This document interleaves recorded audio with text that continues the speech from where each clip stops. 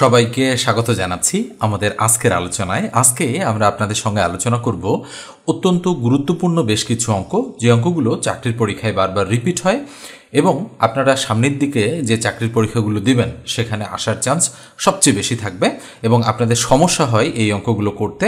তো দেখেন 22 নম্বর যে অঙ্কটা রয়েছে, এই অঙ্কটা দিয়ে আমি আলোচনাটা শুরু করছি এবং এই ধাঁচের অঙ্ক আসলে আপনাদের অনেকেরই করতে কিছুটা সমস্যা হয়। তো দেখেন অঙ্কটাতে বলা হচ্ছে 47,080 জন সৈন্য থেকে কমপক্ষে কতজন সৈন্য সরিয়ে নিলে সৈন্যদলকে বর্গাকারে সাজানো যায়, এবং বেশ কয়েকটা চাকরির পরীক্ষায় অঙ্কটা এসেছে। তো আপনারা কিভাবে এই অঙ্কটা করবেন সেটা আমি এখানে দেখিয়েছি। তারপরেও আমি একটা ছোট সংখ্যা দিয়ে এক্সাম্পলটা দিচ্ছি যেন আপনাদের বুঝতে কিছুটা সুবিধা হয়। তো ধরেন আমি স্টার নাম্বার একটা অঙ্ক এখানে দিচ্ছি আপনাদের, এবং আমি এখানে লিখছি যে ধরেন আমি বললাম আপনাদেরকে যে 27 জন সৈন্য থেকে কমপক্ষে কতজন সৈন্য সরিয়ে রাখলে সৈন্যদলকে বর্গাকারে সাজানো যায়। আচ্ছা বলেন তো দেখি, তাহলে এই সংখ্যাটার জায়গায় আমি কত কল্পনা করেছি? 27 বা 27 কল্পনা করেছি যে 27 জন সৈন্য থেকে কমপক্ষে কতজন সৈন্য সরিয়ে নিলে সৈন্যদলকে বর্গাকারে সাজানো যায়। তাহলে আপনাদেরকে বুঝতে হবে যে এই যে বর্গাকারে সাজানো যায় এই কথাটার মানে কি। এই কথাটার মানে হচ্ছে, যেমন আমি যদি বলি যে আমার 9 জন সৈন্য আছে, 9 জন সৈন্যকে আমি কিন্তু এভাবে সাজাতে পারি, এই দিকে 3 জন, এই দিকে 3 জন এবং এই দিকে 3 জন। দেখেন মানে বর্গাকার বলতে এদিকেও 3 জন হচ্ছে, এদিকেও 3 জন হচ্ছে, এদিকেও 3 জন হচ্ছে, এদিকেও 3 জন হচ্ছে। এই জিনিসটার নাম কিন্তু বর্গাকার। বর্গাকার যারা বোঝেন না তাদের জন্য এই আলোচনাটা আমি করছি, এবং প্রত্যেকটা অঙ্ক আমি কিন্তু ডিটেইলসে আলোচনা করব। একটু মনোযোগ সহকারে এবং ধৈর্য সহকারে ভিডিওটা দেখবেন এবং শুনবেন। তো দেখেন তাহলে নিশ্চয়ই বুঝতে পারছেন যে আমি যদি বলতাম 16 জন, 16 জনকেও কিন্তু বর্গাকারে সাজানো যায়। কেন? কেননা এইদিকে 4 জন, এইভাবে 4 জন 4 জন করে যদি আমি সাজাই, দেখবেন যে ফাইনালি জিনিসটা বর্গাকার হয়ে গিয়েছে। দেখেন এখানে 16 জনকে আমি সাজিয়েছি, আপনি যেদিক থেকেই যান না কেন, এই দিক, এই দিক, এই দিক এবং এই দিক, প্রত্যেক দিকেই কিন্তু 4 জন করে হচ্ছে।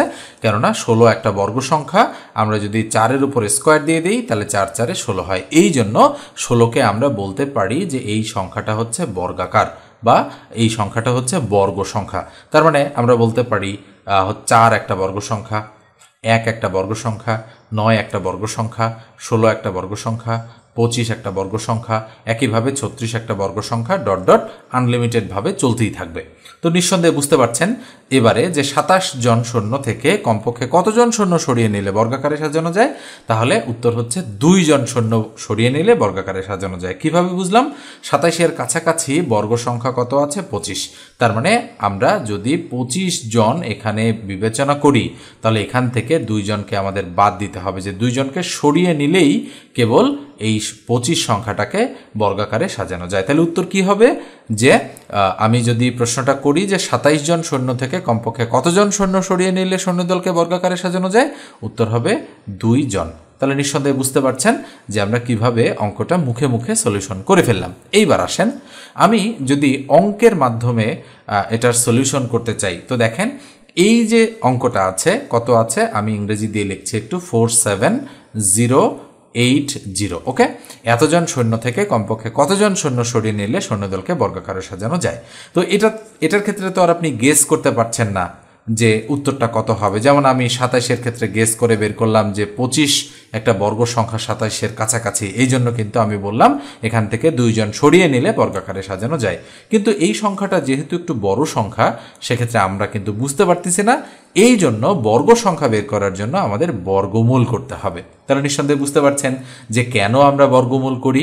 এই জন্য আমরা বর্গমূল করব। বর্গমূল করার নিয়ম ডান দিক থেকে জোড়া মেলানো, 1 জোড়া, 2 জোড়া আর 4 একাই। এই জন্য আমরা 4কে একাই রাখবো এবং 4 মানে 2 2 4। নিঃসন্দেহে আপনারা বর্গমূল করতে জানেন, মিলে গেছে।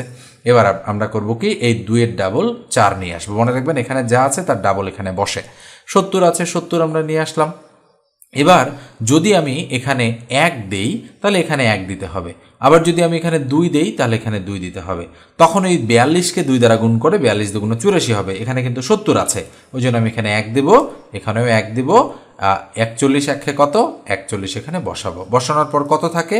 29 থাকে, কেননা 70 থেকে 41 বাদ দিলে 29 থাকে। দেখেন 10 আছে, নিচে 1, তাহলে 9, 3 আর 4 আর 5, 7 থেকে 5 বাদ দিলে 2, তাহলে বুঝতে পারছেন নিশ্চয়ই। এবার আমরা আরেকটা টান দিব, 21-এর ডাবল কত? 42, আমরা এখানে লিখে ফেলবো।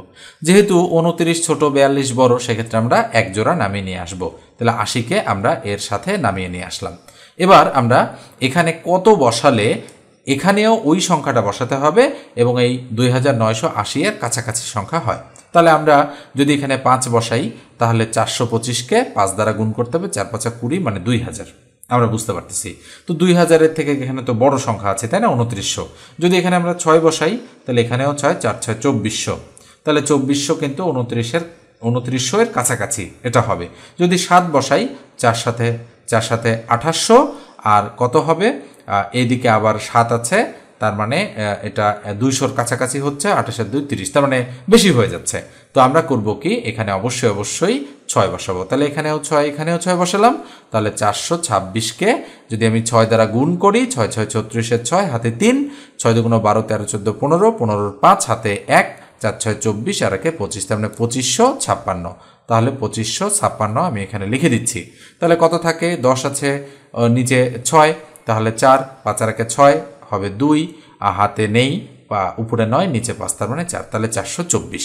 এখন আসেন, এই 216 হচ্ছে, আর মানে 216-র উপর যদি আমি স্কোয়ার করি, তাহলে হচ্ছে এটা একটা বর্গ সংখ্যা হয়, এবং এই বর্গ সংখ্যাটা কিন্তু এই সংখ্যাটার চেয়ে হচ্ছে আমাদের কত, 424 কম। সেক্ষেত্রে আমাদের এটাই হচ্ছে অ্যাপ্রোপ্রিয়েট অ্যান্সার। তাহলে অ্যান্সারটা কত? অ্যান্সারটা হচ্ছে 424। কয় নম্বর রয়েছে? গ নম্বরে রয়েছে। এখন দেখেন, আপনি কিন্তু এই কথাটা আমার বুঝলেন না, আমি যেটা কথা এখন বললাম সেটা বুঝলেন না। এটা বোঝার জন্য আপনাকে একটা ছোট সংখ্যা দিয়ে ট্রাই করতে হবে। তো বাম দিকের অংশটা আমি মুছে দিচ্ছি। মুছে দিয়ে বলেন তো দেখি, আমি কার জায়গায় কি কল্পনা করেছিলাম? শুরুতে আমি 47,080 এর জায়গায় 27 কল্পনা করেছিলাম, তাই আমি এটাকে এখন কেটে দিচ্ছি। ধরেন এটা নেই, এটাকে আমি কাটলাম, এটা বাদ। তাহলে এই জায়গায় আমার কত আছে এখন? 27। তাহলে আমি কি করব? নিয়ম অনুযায়ী 27-কে আমি বর্গমূল করব। তাহলে এটাতে এক জোড়া, 5 5-এ কত হবে? 25, থাকবে কত? 2। তাহলে অবশিষ্ট কত বলেন তো দেখি? এক্ষেত্রে 2। তাহলে 2 হচ্ছে অ্যাপ্রোপ্রিয়েট অ্যান্সার। তাহলে নিঃসন্দেহে বুঝতে পারছেন যে 27 হচ্ছে জন সৈন্য থেকে কমপক্ষে কতজন সৈন্য সরিয়ে নিলে বর্গাকারে সাজানো যায় ওই দলকে, সৈন্য দলকে? 2 জন। তাহলে এখানে যেটা আসতেছে সেটাই অ্যাপ্রোপ্রিয়েট অ্যান্সার। তাহলে নিঃসন্দেহে আপনি এই বিষয়টা বুঝতে পেরেছেন। আমি কিন্তু একটু সময় নিয়ে আপনাকে বোঝালাম যেন আপনি প্রপার নিয়মে অঙ্কটা বুঝতে পারেন। তো হচ্ছে এই যে লেকচারগুলো আমি আপলোড করছি, এটা সবার জন্যই উন্মুক্ত করে দিচ্ছি। এটা হচ্ছে পেইড ব্যাচের একটা হচ্ছে রিভিশন ক্লাস। আমি সংখ্যা চ্যাপ্টারের ক্লাস দিয়ে আমি পেইড ব্যাচের লেকচারগুলো শুরু করেছি এবং প্রথম চ্যাপ্টারের আলোচনা চলছে। আপনারা যদি পেইড ব্যাচে কেউ জয়েন হতে চান আমার কাছে, তাহলে অবশ্যই হচ্ছে 01642702760 এই নম্বরে আমার সঙ্গে যোগাযোগ করবেন। রিটেন প্লাস প্রিলি দুটো একসাথেই শেখাচ্ছি এই ব্যাচের কোর্স ফি হচ্ছে 1020 টাকা। আপনারা যারা জয়েন করতে চান, মোটামুটি 3-4 মাস মেয়াদি এই কোর্সটা, 50+ কিন্তু ক্লাসেস সেখানে থাকবে। আপনারা অবশ্যই জয়েন করবেন। আমি হচ্ছে বলতেছি আপনাদেরকে যে এই কোর্সটা করে আপনি অনেকটা অগ্রসর হতে পারবেন গণিতে, নিঃসন্দেহে বলা যেতে পারে। তো আপনাদের পরিশ্রম করতে হবে আমার সাথে সাথে। আমি যেভাবে বোঝাবো, যেভাবে বলবো সেভাবে কাজ করতে হবে, তাহলেই কেবল আপনি গণিতে একটা ভালো জায়গায় পৌঁছাতে পারবেন। মনে রাখবেন, গণিত রাতারাতি শেখার কোনো বিষয় নয়, এটা পরিশ্রম করতে হবে, আপনাকে ডেডিকেটেড থাকতে হবে শেখার জন্য এবং শেখার মন মানসিকতা নিয়ে আসতে হবে। মানে রাতারাতি শিখে যাবেন বা 2-4-5 সপ্তাহে শিখে যাবেন এমন কোনো বিষয় কিন্তু নয়। এটার জন্য আপনাকে মাসের পর মাস লেগে থাকতে হবে। অ্যাটলিস্ট আমার কাছে যদি আপনি 4 মাস হচ্ছে কোর্সটা শিখতে পারেন এবং এরপর যদি আপনি নিজে নিজে প্র্যাকটিসটা চালিয়ে যান, দেখবেন যে মানে 100% হয়তো হবে না, কিন্তু 70 থেকে 80% আপনি ইমপ্রুভ করে গেছেন বর্তমান যে অবস্থানে রয়েছেন তার তুলনায়। তো আমি আর কথা বাড়াচ্ছি না, এরপরে আমি এটা মুছে দিয়ে পরের অঙ্কে চলে যাচ্ছি। এরপরে দেখেন, পেইড ব্যাচের লেকচার শিটের এই যে 7 নম্বর যে অঙ্কটা রয়েছে, এই অঙ্কটাতে অনেকেই প্রবলেম বলেছেন এবং এই অঙ্কটা কিন্তু বেশ কয়েকবার বিভিন্ন চাকরির পরীক্ষায় ঘুরে ফিরে আসতে দেখা গিয়েছে। তো অঙ্কটা দেখেন, বলা হচ্ছে 12 ও 96 এর মধ্যে কয়টি সংখ্যা 4 দ্বারা বিভাজ্য, এবং ব্র্যাকেটে বলা হচ্ছে এই দুটি সংখ্যা সহ, তার মানে 12 এবং 96 সহ হচ্ছে মোট কতটা সংখ্যা এই রেঞ্জের ভিতরে আছে যেগুলো 4 দ্বারা বিভাজ্য। তাহলে খেয়াল করে দেখেন, আমরা যদি একটু চিন্তা করি যে 12কে 4 দ্বারা ভাগ করা যায় এবং সবশেষে যে 96 আছে এটাকেও 4 দ্বারা ভাগ করা যায়, যেহেতু বুঝতে পারতেছি 3 4 12 আর 4 24 96 যাচ্ছে। এরপরে আরও কী কী সংখ্যা আছে এই রেঞ্জের ভিতরে যেগুলোকে 4 দ্বারা ভাগ করা যায়, সেটা হচ্ছে 12-র পরে 16 আছে, 16-র পরে 20 আছে, 20-এর পরে 24 আছে, এরপরে 28 আছে, 32 আছে, 36 আছে। এইভাবেই কিন্তু সংখ্যাগুলো চলতে চলতে 96 পর্যন্ত গিয়ে আমরা শেষ করব। এবং মোট কতটা সংখ্যা আছে যদি আমি একটু ম্যানুয়ালি বের করার চেষ্টা করি, 36-এর পর আছে 40, তারপরে 44, 44-এর পরে 48, তারপরে 52, মানে 4 13 52, তারপরে 56, তারপরে 60, 64, এরপরে 68, 72, এরপরে আরও কত 72-এর পরে 76, 76-এর পরে 80, 84, 88, 92, 96। ওকে, এই যে গেল সংখ্যাগুলো। এবং এবারে আমি একটু হিসাব করব, আমি একটু ম্যানুয়াল হিসাব করছি। তাহলে 1 2 3 4 5 6 7 8 9 10 11 12 13 14 15 16 17 18 19 20। আচ্ছা, একটা মনে হয় কম বেশি হয়েছে আমার, আমি আর একটু হিসাব করছি অন্য একটা কালার দিয়ে। দেখেন 1 2 3 4 5 6 7 8 9 10 11 12 13 14, 14-এর পরে কত হচ্ছে 15 16 17 18 19 20 21 22 23টা হচ্ছে। এখানে দেখেন 96 সংখ্যাটা দুইবার আমি হিসাব করেছি, তো 96 একটাকে আমি বাদ দিলাম।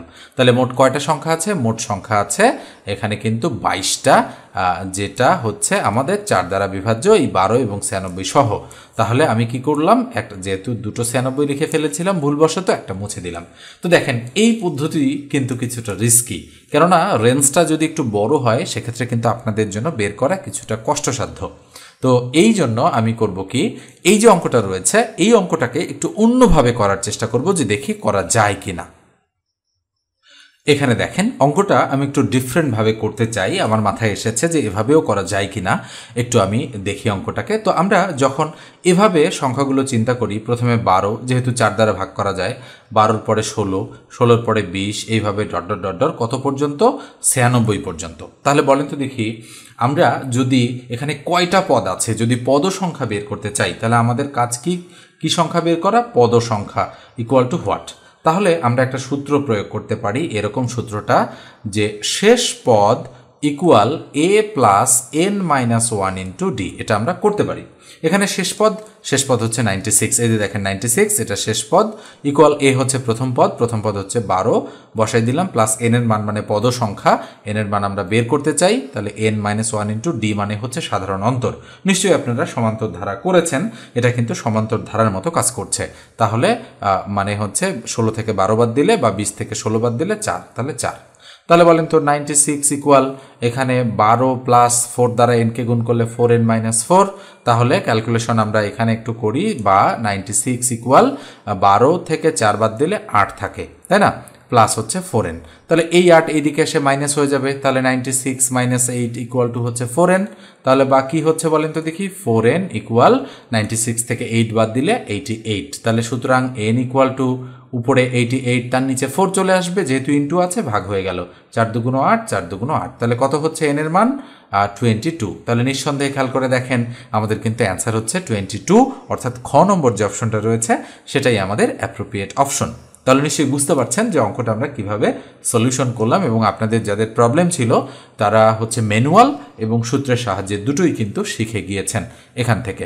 এছাড়াও আরও হচ্ছে আমরা প্রসেস বের করতে পারি এই অঙ্কগুলো করার জন্য, তো আজকে এই দুটোই, নাহলে ভিডিওর লেন্থ অনেক বেশি বড় হয়ে যাবে। 9 নম্বর যে অঙ্কটা রয়েছে এই অঙ্কটাও বলেছেন একজন বুঝতে প্রবলেম হচ্ছে। এখানে আসলে না বোঝার তেমন কিছু নেই, অঙ্কটা সহজই রয়েছে। আপনার হয়তো মূলদ এবং অমূলদ সংখ্যা সম্পর্কে ধারণা কিছুটা কম রয়েছে, এই জন্য আপনি বুঝতে পারছেন না। মনে রাখবেন যে কোনো মৌলিক সংখ্যা, এখানে আমি প্রশ্নটা আগে পড়ি, যদি পি একটি মৌলিক সংখ্যা হয় তবে রুট পি একটি কি সংখ্যা? স্বাভাবিক সংখ্যা, পূর্ণ সংখ্যা, মূলদ সংখ্যা নাকি অমূলদ সংখ্যা? মনে রাখবেন মৌলিক সংখ্যার উপর যদি আমরা কখনো বর্গমূল করি, সেটার সাথে সাথে সাথেই অমূলদ সংখ্যা হয়ে যায়। মৌলিক সংখ্যা কোনগুলো? 2, 3, 5, 7, 11, 13, এরপরে 17, 19, 23, 29 এভাবে চলতেই থাকবে। এগুলো মৌলিক সংখ্যা। মনে রাখবেন, মৌলিক সংখ্যার উপরে যদি আমরা বর্গমূল করে ফেলি এইভাবে, মানে স্কোয়ার রুট করি এইভাবে, তাহলে সেটা সাথে সাথেই কি সংখ্যা হয়ে যায়? অবশ্যই অবশ্যই অমূলদ সংখ্যা হয়ে যায়। কেননা এই সংখ্যাগুলো যেমন আমি √3 কথা যদি বলি, এই √3 এর মান চলতেই থাকে, কখনো শেষ হয় না। √3 = 1.7320508075 ... এটা কিন্তু চলতেই থাকবে, এটা কিন্তু শেষ হবে না। এই জন্য যে সংখ্যাগুলো দশমিকের পরের মানগুলো কখনো শেষ হয় না, অসীম পর্যন্ত চলতেই থাকে, সেগুলোকে আমরা বলি অমূলদ সংখ্যা। আর মানে মৌলিক সংখ্যা যদি কোনো হয়, তার উপর যদি আমরা এই বর্গমূল চিহ্নটা দিয়ে দেই, সাথে সাথেই সেটা কি হয়ে যায়? অমূলদ সংখ্যা বা ইরেশিওনাল নাম্বার হয়ে যায়। মনে রাখতে হবে, অমূলদ সংখ্যার ইংরেজি হচ্ছে ইরেশিওনাল নাম্বার বা অমূলদ সংখ্যা, এটা হয়ে যায়। তাহলে নিঃসন্দেহে আপনি কিছুটা বুঝতে পেরেছেন যে কেন পি একটি মৌলিক সংখ্যা হলে √p একটি অমূলদ সংখ্যা হয়। আপনাকে মূলত অমূলদ সংখ্যা সম্পর্কে একটু ভালো ধারণা রাখতে হবে, নচিত কিন্তু বুঝতে পারবেন না। এবার আসেন আমরা পরের প্রশ্নে চলে যাই। 3 নম্বরে যে অঙ্কটা রয়েছে, এই অঙ্কটাও অনেকেরই প্রবলেম এবং এই অঙ্কটা কিন্তু খুবই গুরুত্বপূর্ণ একটা অঙ্ক। মনে রাখবেন, যে কোনো চাকরির পরীক্ষায় এই অঙ্কটা কিন্তু আসতে পারে। বিসিএস বলেন, প্রাইমারি বলেন, নিবন্ধন বলেন, খাদ্য অধিদপ্তর বলেন, যে কোনো চাকরির পরীক্ষার জন্য এই অঙ্কটা কিন্তু খুবই গুরুত্বপূর্ণ। ইভেন এই অঙ্কটা হচ্ছে লিখিত পরীক্ষার জন্য কিন্তু ইম্পর্টেন্ট। বিভিন্ন চাকরির পরীক্ষায় এসেছে লিখিত অংশেও, এবং আসলে হুবহু এটাই আসে অনেক সময়। তো একটু মনোযোগ সহকারে অঙ্কটা দেখবেন। আমি শর্টকাট প্লাস ডিটেলস দুটোই দেখাচ্ছি। এখানে কিন্তু শর্টকাটটা করে দেওয়া রয়েছে। বলা হচ্ছে 2 অঙ্ক বিশিষ্ট একটি সংখ্যার অঙ্কোদয়ের সমষ্টি 9, সংখ্যাটি হতে 9 বিয়োগ করলে এর অঙ্কোদয় স্থান বিনিময় করে, সংখ্যাটি কত? তো খেয়াল করে দেখেন, প্রত্যেকটা কন্ডিশন আপনারা যাচাই করবেন যখন আপনারা এমসিকিউ টাইপের পরীক্ষার জন্য উত্তর করছেন। ক, খ, গ, ঘ 4টা অপশন রয়েছে, আপনারা একটু অপশনগুলো টেস্ট করার চেষ্টা করবেন। যেহেতু বলা হচ্ছে 2 অঙ্ক বিশিষ্ট, খেয়াল করে দেখবেন ক, খ, গ, ঘ প্রত্যেকটাই 2 অঙ্ক বিশিষ্ট, এটার প্রয়োজন নেই। আচ্ছা, অঙ্কোদয়ের সমষ্টি 9, তাহলে সমষ্টি 9 মানে কি? হচ্ছে 4 আর 3 7, 7 6 13, 5 আর 4 9, 3 আর 2 5। তার মানে এটাও হবে না, এটাও হবে না, এটাও হবে না, এটা অ্যাপ্রোপ্রিয়েট। দেখেন, এতটুকু পড়ার পরেই কিন্তু আমরা বুঝতে পারছি যে আসলে অঙ্কোদয়ের সমষ্টি 9 শুধু গ নম্বরের ক্ষেত্রে প্রযোজ্য হচ্ছে, তাই গ নম্বরটা অ্যাপ্রোপ্রিয়েট অ্যান্সার। আর কিন্তু দেখারই প্রয়োজন নাই। কিন্তু তারপরেও আমরা অঙ্কটা একটু দেখব যে সংখ্যাটি হতে 9 বিয়োগ করলে অঙ্কোদয় স্থান বিনিময় করে হচ্ছে সংখ্যাটি কত। তাহলে আমরা একটু দেখি যে 54 যে সংখ্যাটা আছে সেটা এই কন্ডিশনটা মানে কিনা। তাহলে সংখ্যাদ্বয় যদি আমরা সংখ্যাটি হতে 9 বিয়োগ করলাম, তাহলে 54 হতে আমরা 9 বিয়োগ করে ফেললাম, তাহলে 9 উপরে 14, তাহলে 9 5 14, কত?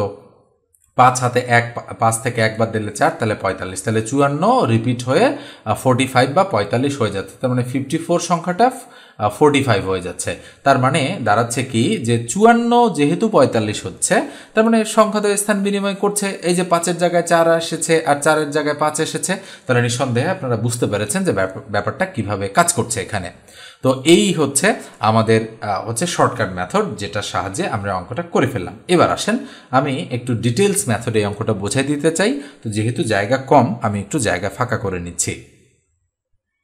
এবারে দেখেন, আমি একটু জায়গা ফাঁকা করেছি। এবারে আমরা শর্টকাটের পাশাপাশি শর্টকাট মেথডের পাশাপাশি ডিটেলস মেথডটাও একটু আলোচনা করব। তো একটু মনোযোগ দেন, না হলে কিন্তু বুঝতে পারবেন না। আমি অঙ্কটা পড়ছি আবারও। 2 অঙ্ক বিশিষ্ট একটি সংখ্যার অঙ্কোদয়ের সমষ্টি 9, সংখ্যাটি হতে 9 বিয়োগ করলে এর অঙ্কোদয় স্থান বিনিময় করে, সংখ্যাটি কত? যেহেতু 2 অঙ্ক বিশিষ্ট, তাহলে অবশ্যই আমরা ধরে নিব যে ধরি হচ্ছে একক স্থানীয়, এভাবে আমরা ধরলাম যে ধরি একক স্থানীয় অঙ্ক হচ্ছে x, এবং আমরা বলতে পারি যে দশক স্থানীয় অঙ্ক হচ্ছে y, এটা ধরলাম। তাহলে সংখ্যাটি হবে, আমরা এভাবে লিখতে পারি যে সংখ্যাটি হবে এভাবে তৈরি হবে। যেহেতু দশক স্থানীয় অঙ্ক y, তার মানে 10y প্লাস হচ্ছে x, এইভাবে কিন্তু একটা সংখ্যা তৈরি হয়। তো আপনি এই বিষয়টি যদি না বোঝেন তাহলে কিন্তু মুশকিল। কিভাবে তৈরি হচ্ছে, যেমন আমি যদি বলি যে ধরেন হচ্ছে 23 একটা সংখ্যা, এটা কিভাবে তৈরি হয়েছে জানেন? এই সংখ্যাটা তৈরি হয়েছে, এটা হলো একক, তার মানে একক, আর এটা হচ্ছে দশক, তার মানে এটা দশক। তাহলে দশক বলতে 10 আর একক বলতে 1, তাহলে 10-এর সাথে এই 2 গুণ হয়েছে আর এই 1-এর সাথে 3 গুণ হয়ে এটা যোগ হয়েছে। তাহলে নিঃসন্দেহে বুঝতে পারছেন যে কিভাবে এই সংখ্যাটা তৈরি হয়েছে। তো 10 × 2 = 20, 3 × 1 = 3। তার মানে এভাবে কিন্তু আমরা একটা সংখ্যা তৈরি করি এবং এই জন্য আমি দশক স্থানীয় অঙ্কের সাথে 10 লিখেছি আর একক স্থানীয় অঙ্কের সামনে 1 বসানোও যা নাও মানে না বসানোও তা, এই জন্য এক্স এর সামনে আমি আর 1 বসাইনি এখানে। নিশ্চয়ই বুঝতে পেরেছেন ব্যাপারটা যে কিভাবে আমরা হচ্ছে 10y + x এটা লিখেছি এখানে। এবারে আসেন আমরা এই পর্যন্ত লিখলাম। এবার বলা হচ্ছে যে অঙ্কদ্বয়ের সমষ্টি 9। তাহলে বলেন তো দেখি মানে এখানে কি বলা হচ্ছে, সুতরাং x + y = 9 বলা হচ্ছে কিনা। অবশ্যই যে অঙ্কদ্বয়ের সমষ্টি 9, তাহলে একক স্থানীয় অঙ্ক হচ্ছে x আর দশক স্থানীয় অঙ্ক y, তাহলে x + y = 9, এটা 1 নং সমীকরণ ধরলাম। চাইলে আপনারা এটাকে 1 নং এটাকে 2 নং এটাও ধরতে পারেন, কোনো সমস্যা নেই। তো আমি এটাকে 1 নং বানালাম। বানানোর পরে আমি পরের কন্ডিশনটাতে আসছি যে আবার আমি এখানে লিখছি যে আবার সংখ্যাটি হতে 9 বিয়োগ করলে, আচ্ছা সংখ্যাটি কোনটা, এইটা কিন্তু সংখ্যা, তাহলে সংখ্যাটি হতে কত বিয়োগ করব, 9 যদি আমরা বিয়োগ করি তাহলে 9 বিয়োগ করে দিলাম। বিয়োগ করলে এর অঙ্কদ্বয় স্থান বিনিময় করে। অঙ্কদ্বয় স্থান বিনিময় করা মানে কি, এককের অঙ্ক দশকের অঙ্কে আসবে আর দশকের অঙ্ক যাবে এককের অঙ্কে, তার মানে সংখ্যাটা হবে 10x + y। নিঃসন্দেহে বুঝতে পারছেন যে কিভাবে আমরা এই সংখ্যাটা স্থান বিনিময় করে দিলাম। ওকে, এইটা হলো মানে আমরা প্রশ্নমতেও বলতে পারি এখানে, তবে এটা প্রথম শর্ত, এটা দ্বিতীয় শর্ত, এভাবেও লিখতে পারি। তো খেয়াল করে দেখেন এখানে বা, তাহলে 10y + x, আর এটা যদি এই দিকে আসে তাহলে -10x - y = এই 9 দিকে আসলে +9 হয়ে যায়, যেহেতু মাইনাস আকারে আছে এটা প্লাস হয়ে যাবে, আর এটা কিন্তু এইদিকে লিখে ফেললাম। তাহলে বলেন তো কি হবে, আমরা বলতে পারি এই যে -10x আর +x, তার মানে বা এখানে আমরা লিখতে পারি -9x, আর এখানে কত আছে, এখানে আছে আমাদের কিন্তু খেয়াল করে দেখেন যে কত 10y আর -y, তার মানে আমাদের হবে +9y = কত, 9। তাহলে বা আমরা কি কমন নিতে পারি, উভয় দিকে যদি আমরা হচ্ছে 9 কমন নেই, তাহলে 9 কমন নিলে এই দিকে কি হয়, -x + y = এইদিকে 9 থাকলো। তাহলে এই 9 ক্রস করে দিলাম, কেন, এটা ইন্টু আকারে আছে, ওইদিকে গেলে তো ভাগ হয়ে যাবে। তাহলে বা -x + y = 1 হবে, মানে কাটা দিলে কিন্তু 1 থাকে, মনে রাখতে হবে। এটা 2 নং সমীকরণ। তাহলে এটা হচ্ছে 1 নং আর এটা হচ্ছে 2 নং। এবার এই দুটো সমীকরণ আমরা কি করব, যোগ করব। তাহলে আমরা লিখব 1 + 2 করে পাই। ওকে, আমরা লিখি একটু। তাহলে 1 নং হচ্ছে x + y = 9 আর 2 নং হচ্ছে -x + y = 1। তাহলে এই দুটো যদি যোগ করি এটা ক্রস, y যোগ করলে 2y = 9 আর 1 10। তাহলে সুতরাং y এর ভ্যালু কত, 10কে 2 দ্বারা ভাগ করলে 5, তাহলে y এর মান আমরা 5 পেয়েছি। এবার আমরা করব কি, y এর মান 1 নং সমীকরণে বসিয়ে পাই। তাহলে যদি আমি y এর মান হচ্ছে 1 নং সমীকরণে বসাই, তাহলে 1 নং সমীকরণটা আছে এটা, তাহলে x + y এর মান কত, y এর মান হচ্ছে 5 = হচ্ছে এই যে দেখেন 9, তাহলে x = 9 - 5, এখানে হবে বা, তাই না। তাহলে সুতরাং x এর ভ্যালু 9 থেকে 5 বাদ দিলে 4, তাহলে x এর ভ্যালু আমরা 4 পাচ্ছি আর y এর ভ্যালু আমরা 5 পাচ্ছি। তাহলে দুটো ভ্যালু পেয়ে গিয়েছি। আমাদের কি বলেছে, সংখ্যাটি কত, তাহলে আমরা লিখব যে সুতরাং সংখ্যাটি হবে ইকুয়াল কোথায়, এই যে এখানে মানটা বসাই দিব। তাহলে 10 ইন্টু y এর মান কত, y এর মান হচ্ছে 5 প্লাস x, তাই না, এই যে x, তাহলে x এর মান কত, 4। এই যে 4 আমরা পেয়েছি, তাহলে 5 × 10 = 50 আর 4 কত, 54। এই 54 হচ্ছে আমাদের অ্যাপ্রোপ্রিয়েট অপশন। দেখেন এই যে 54 হচ্ছে অ্যান্সার। তো দেখেন রিটেন পার্টটা কিন্তু কতটা মানে হচ্ছে সময় লাগলো আমাদের করতে, আর এটা যদি আমরা এমসিকিউ পরীক্ষার সময় করতে চাই তাহলে কিন্তু আমরা কখনোই অঙ্কে একটা ভালো জায়গায় পৌঁছাতে পারবো না। আমাদের এইটা অঙ্ক করতেই 5-6 মিনিট সময় ব্যয় হয়ে যাবে, সেক্ষেত্রে কিন্তু আমাদের জন্য একটু ঝামেলার। এই জন্য আমি বলি শর্টকাট প্লাস ডিটেলস দুটোই আপনাদের জানা থাকতে হবে। তো এই ধাঁচের অঙ্ক আরও বেশ কিছু রয়েছে, সেগুলো আমি পরে করে দিব আরও। তো এই অঙ্কটা থেকে আপনারা একটা ধারণা পেয়েছেন যে কিভাবে এই ধরনের অঙ্ক করতে হয়। এবার আমি এটা মুছে দিয়ে পরের প্রশ্নে চলে যাচ্ছি। এবারে 4 নম্বর অঙ্কটা দেখেন, একটু আগে আমরা যে অঙ্কটা করলাম সেটার মতোই কিছুটা ব্যতিক্রম তো অবশ্যই থাকবে, তাই না। 2 অঙ্ক বিশিষ্ট একটি সংখ্যার অঙ্কদ্বয়ের স্থান বিনিময়ের ফলে 54 বৃদ্ধি পায়। অঙ্ক দুটির যোগফল 12 হলে সংখ্যাটি কত। তাহলে এটা আপনারা কিভাবে করবেন, এটা কিন্তু আমাদের হচ্ছে শর্টকাট মেথডে এখানে দেখানো রয়েছে। তো আপনারা চাইলে এই অঙ্কটা নিজেরাই ডিটেলস মেথডে করে দেখতে পারেন। একটু আগে আমি যেটা শেখালাম সেটার চেয়ে একটু ব্যতিক্রম রয়েছে, কিন্তু আমার মনে হয় যে অঙ্কটা আপনারা করতে পারবেন। যদি না পারেন অবশ্যই লিখে জানাবেন, আমি পরের লেকচারে করে দেওয়ার চেষ্টা করব। এবার আসেন আমরা পরের অঙ্কে চলে যাচ্ছি। 5 নম্বর অঙ্কটা দেখেন। 5 নম্বর অঙ্কটা আসলে রিটেন পরীক্ষায় আসে কম, এটা এমসিকিউ টাইপের পরীক্ষাতেই বেশি আসতে দেখা যায়। বলা হচ্ছে 2 অঙ্ক বিশিষ্ট সংখ্যার এককের অঙ্ক দশকের অঙ্ক অপেক্ষা 3 বেশি, সংখ্যাটি অঙ্কদ্বয়ের সমষ্টির 3 গুণ অপেক্ষা 4 বেশি, সংখ্যাটি কত? কি বলা হচ্ছে? 2 অঙ্ক বিশিষ্ট একটি সংখ্যা, তাহলে প্রত্যেকটাই 2 অঙ্ক বিশিষ্ট। এককের অঙ্ক দশকের অঙ্ক অপেক্ষা 3 বেশি, তাহলে এককের অঙ্ক দশকের অঙ্ক অপেক্ষা কত বেশি? 3 বেশি। তাহলে এককের অঙ্ক কোনটা? এটা এককের অঙ্ক, প্রত্যেকটাই এককের অঙ্ক। আমরা কিন্তু অপশন টেস্ট করছি। তাহলে এককের অঙ্ক দশকের অঙ্ক অপেক্ষা 3 বেশি, তার মানে এটার চেয়ে এটা 3 বেশি, এটার চেয়ে এটা 3 বেশি, এটার চেয়ে এটা 3 বেশি, এটার চেয়ে এটা 3 বেশি, প্রত্যেকটাই কিন্তু আমাদের অ্যাপ্রোপ্রিয়েট। আমরা কাটা দিচ্ছি, আর এগুলো আমরা টেস্ট করছি না। সংখ্যাটি অঙ্কদ্বয়ের সমষ্টির 3 গুণ অপেক্ষা 4 বেশি, অঙ্কদ্বয়ের সমষ্টির 3 গুণ অপেক্ষা 4 বেশি।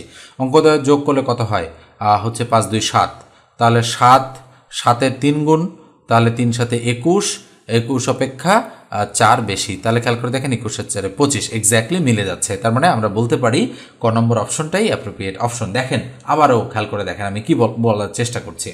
বলা হচ্ছে আমরা ক কে টেস্ট করছি, দেখি এটা হতে পারি কিনা। বলা হচ্ছে সংখ্যাটি, মানে এই সংখ্যাটা অঙ্কদ্বয়ের সমষ্টির, তাহলে 5 আর 2 7, 3 গুণ অপেক্ষা, তাহলে এর সাথে 3 গুণ কত হবে? 21, অপেক্ষা 4 বেশি, তাহলে এর সাথে 4 যোগ করলে 25 হয়ে যাচ্ছে। তার মানে সংখ্যাটা মিলে যাচ্ছে, এই জন্য ক নম্বরটাই রাইট। আপনারা বাকি 3টে অপশনকে মেলান, দেখবেন যে মিলবে না, একটু কম বেশি হয়ে যাবে। তাহলে নিঃসন্দেহে বুঝতে পারছেন যে আমরা এমসিকিউ টাইপের অঙ্ক এভাবেই খুব দ্রুত পরীক্ষার হলে কয়েক সেকেন্ডের মধ্যেই, মানে এই ধরনের অঙ্কে 40-50 সেকেন্ডের বেশি নেওয়া যাবে না কখনো, নিলে কিন্তু আপনি বিপদে পড়ে যাবেন।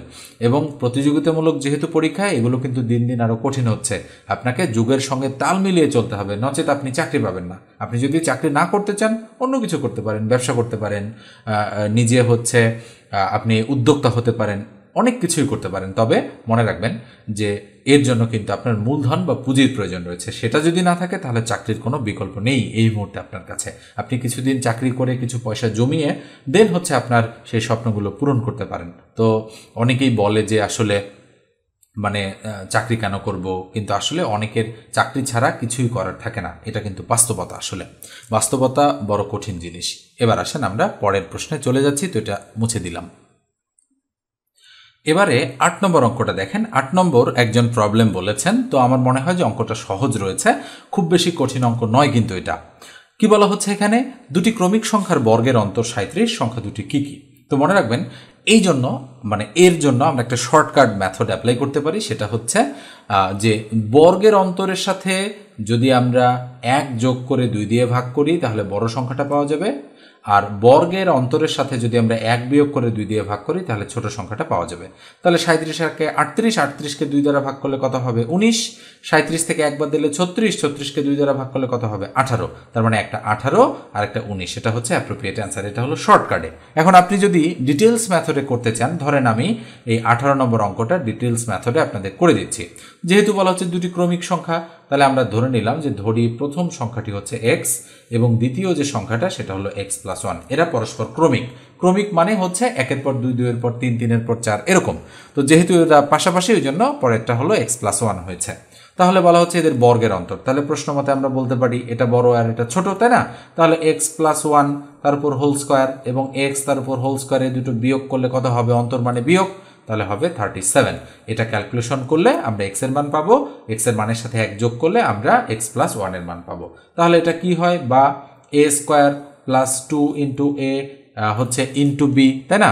2ab প্লাস হচ্ছে b square minus x square আছে, x স্কোয়ার ইকুয়াল টু 37। তাহলে x স্কোয়ার ক্রস হয়ে গেল। তাহলে বা আমরা 2x+1 ইকুয়াল টু কত বলতে পারি? 2x+1 equal to 37। তাহলে বা 2x ইকুয়াল টু 37 থেকে একবার দিলে 36। তাহলে সুতরাং x ইকুয়াল টু 18। তাহলে বলেন তো x এর মান আমরা কত পেলাম? x এর মান আমরা পেয়ে গিয়েছি 18 বা 18। তাহলে x+1 কত হবে? 19। তাহলে একটা 18 আর একটা 19। তাহলে নিঃসন্দেহে বুঝতে পেরেছেন যে গ নম্বর অপশনটা কেন রাইট অপশন হচ্ছে।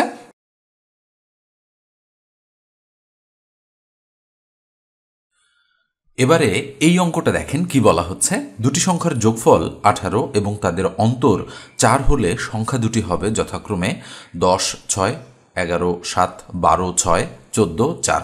এখানে অঙ্ক করে দেওয়া রয়েছে, তারপরেও আমি একটু বুঝিয়ে দিচ্ছি, ভালোভাবে একটু খেয়াল করেন। এখানে কি কি দেওয়া রয়েছে দেখেন, দেওয়া রয়েছে দুটি সংখ্যার যোগফল 18, এটা একটা জিনিস, এবং তাদের অন্তর মানে ওই সংখ্যা দুটির অন্তর, মনে রাখবেন অন্তর মানে কিন্তু বিয়োগ। এখন যোগফলের মান এবং বিয়োগফলের মান দেয়া রয়েছে দুটি সংখ্যার, তাহলে সংখ্যা দুটি কি হবে সেটা আমাদের বের করতে বলা হচ্ছে। তো আমরা শুরুতে কি লিখব, আমরা যদি ডিটেইলস মেথডে অঙ্কটা সলিউশন করতে চাই তাহলে আমাদের করতে হবে যে ধরি আমাদের হচ্ছে বড় যে সংখ্যাটি আছে, আমরা বড় সংখ্যাটি ধরে নিব এক্স, এবং ছোট যে সংখ্যাটি আমরা ধরে নেব ছোট সংখ্যাটি হচ্ছে ওয়াই, অথবা আপনারা লিখতে পারেন যে একটি সংখ্যা এক্স এবং অপর সংখ্যাটি ওয়াই, যে কোনোটা আমরা করতে পারি। এবার দেখেন আমরা যে কাজটা করব সেটা হচ্ছে যে যেহেতু বলা হচ্ছে দুটি সংখ্যার যোগফল 18, তার মানে আমরা এখানে লিখব যে হচ্ছে দেওয়া আছে অথবা শর্ত মতে হচ্ছে এক্স প্লাস ওয়াই ইকুয়াল হচ্ছে 18 বা 18। দেখেন দুটি সংখ্যার যোগফল 18, এই জন্য আমরা x plus y equal to 18 লিখলাম, এটা ধরেন 1 নং সমীকরণ, এবং তাদের অন্তর হচ্ছে 4। তাহলে আমরা কি লিখতে পারি, x minus y equal to হচ্ছে 4, এটা 2 নং সমীকরণ। তাহলে 1 নং এবং 2 নং এ দুটো যদি আমরা যোগ করি তাহলে কাটাকাটি করে আমরা একটা সংখ্যার মান পেয়ে যাব। তাহলে আমরা করব কি 1 যোগ 2 করে পাই। তাহলে 1 আর 2 যোগ করছি, 1 হচ্ছে x plus y equal to 18, আর 2 হচ্ছে x minus y equal to হচ্ছে 4। তাহলে কাটাকাটি যদি করি ওয়াই ক্রস, তাহলে 2x ইকুয়াল টু 18 আর 4 কত 22। তাহলে সুতরাং এক্স এর ভ্যালু হচ্ছে 22কে 2 দ্বারা ভাগ করলে 11। তাহলে আমরা এবার করব কি এক্স এর মান 1 নং সমীকরণে বসাই, এটা আমরা লিখব। তাহলে 1 নং সমীকরণটা x plus y equal to 18, তাহলে এক্স এর মান কত 22 প্লাস ওয়াই ইকুয়াল হচ্ছে 18।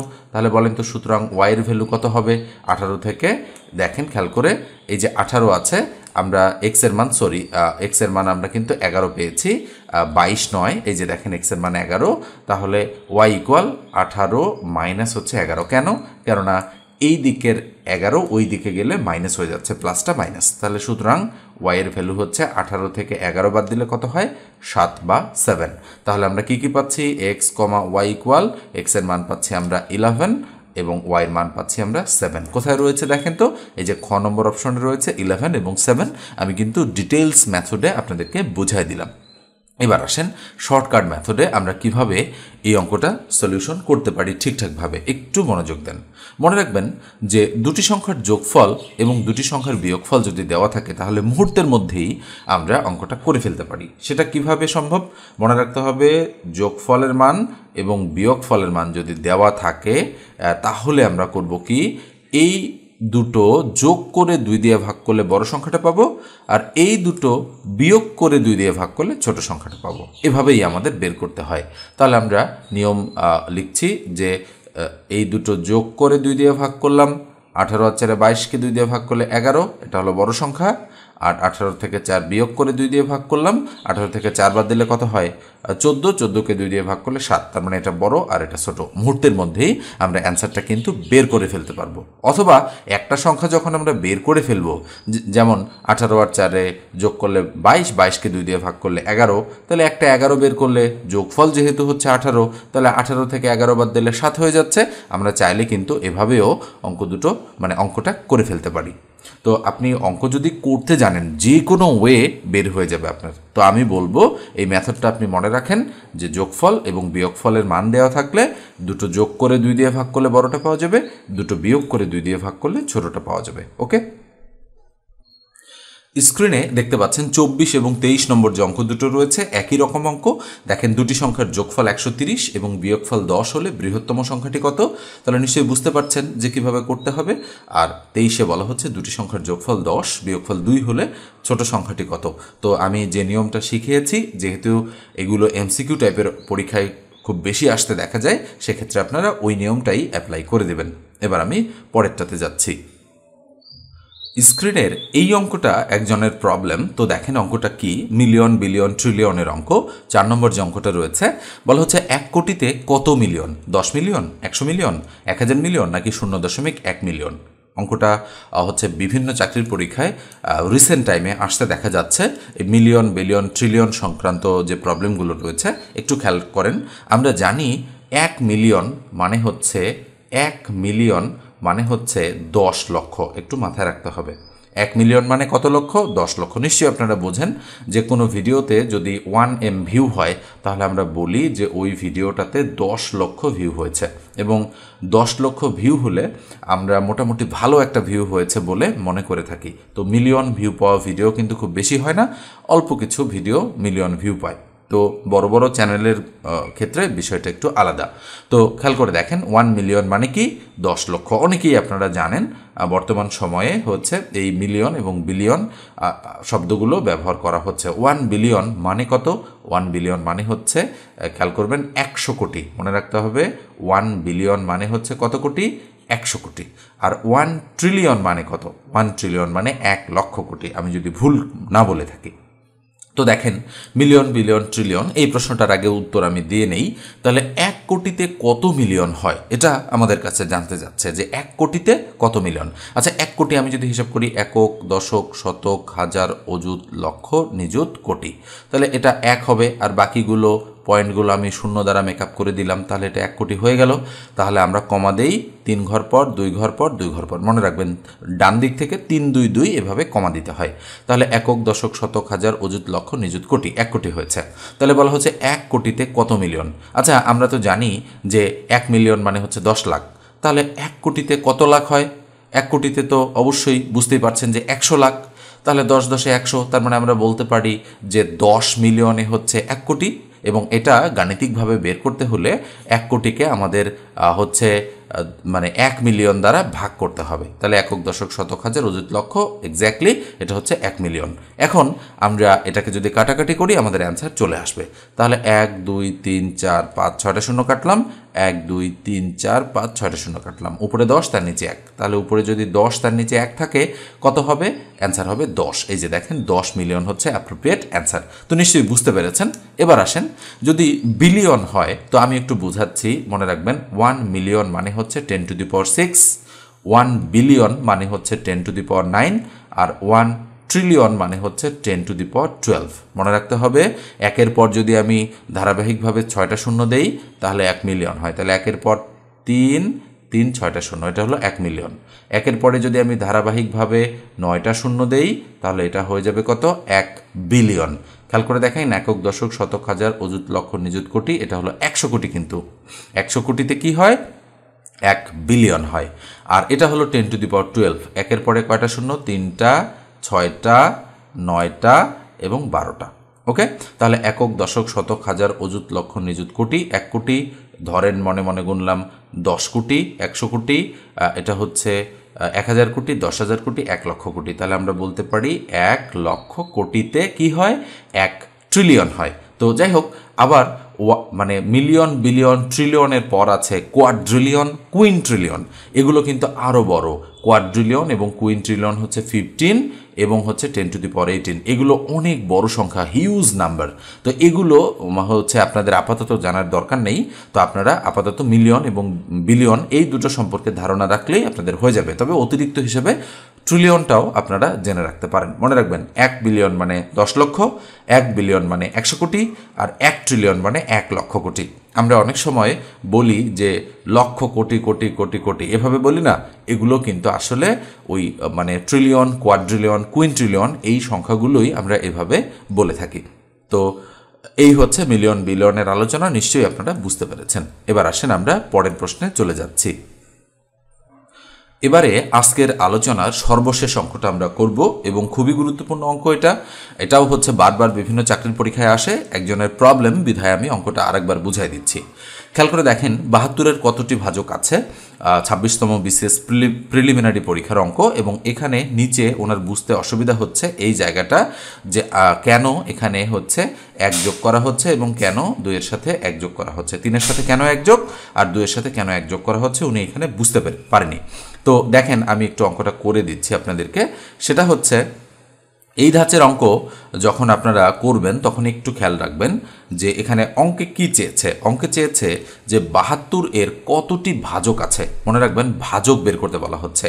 তো এই ভাজক, উৎপাদক, ওকে, গুণনীয়ক, এই যে শব্দগুলো যাদের ইংরেজি হচ্ছে ফ্যাক্টর, এই শব্দগুলো কিন্তু মানে সমার্থক শব্দ হিসেবে আমরা বলতে পারি।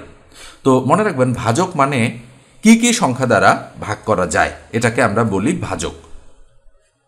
অর্থাৎ এখানে যে বলেছে 72 এর কতটি ভাজক আছে, তার মানে এই 72 সংখ্যাটাকে কোন কোন সংখ্যা দ্বারা ভাগ করা যায় সেটা আমাদেরকে বের করতে বলা হচ্ছে।